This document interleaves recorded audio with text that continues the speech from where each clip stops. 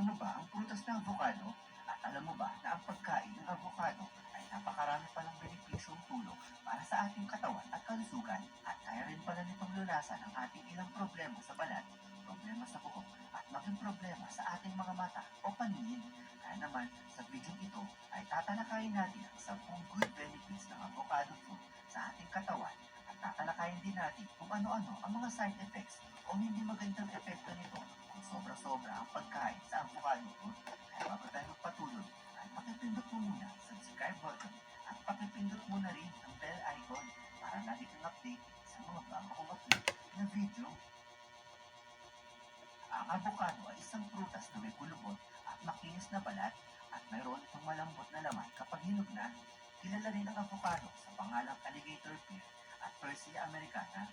Marami rin pwedeng gawin sa avocado upang ma-enjoy ang pagkain dito dahil inahahalo rin ito sa salad, appetizer, main course, mga smoothie at dessert bilang ice cream avocado flavor. Native at na-discover ito sa bansang Mexico at Central America at isa ito sa pinakamatandang uri ng prutas na kinakain ng mga tao na mayroong mahigit 10,000 taon na sa kasaysayan simula nang ito ay madiskubre. Isa ang avocado fruit sa may pinakamahabang season o panahon ng pamumunga at ang peak fruiting season nito ay nasa buwan ng Mayo hanggang Setyembre dito sa Pilipinas. Ang 100 gramo ng avocado ay naglalaman ng 160 calories, 14.7 grams of good fats, 8.5 gram ng carbohydrates, 6.7 grams of fiber, at less than 1 gram of sugar na sobrang esensyal upang lunasan ang ating sakit at panatilihing malusog ang ating katawan.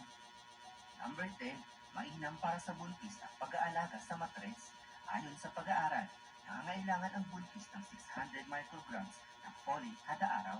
Ang isang piraso ng avocado ay maaari nagtataglay ng mahigit kumulang 160 micrograms ng folate depende sa laki ng avocado.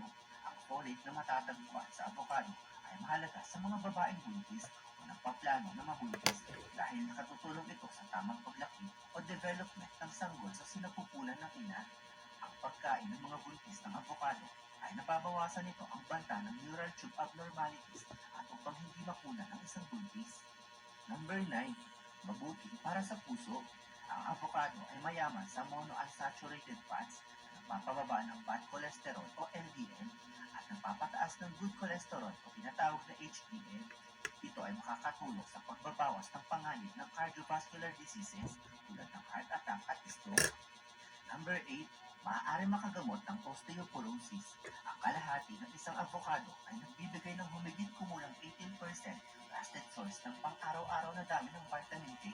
Ang nutrient na ito ay madalas na hindi pinapansin, ngunit mahalaga ito para sa kalusugan at patibayan ng ating mga buto at lunasan ang iniindang problema sa buto tulad ng osteoporosis at mga bali sa buto. Number 7, nakatutulong sa pagpapababa ng blood pressure. Dahil sa mataas na nilalaman ng potassium ng avocado, ito ay nakatutulong sa pagpapababa ng blood pressure at pagpapanatili ng normal na antas ng presyon sa dugo.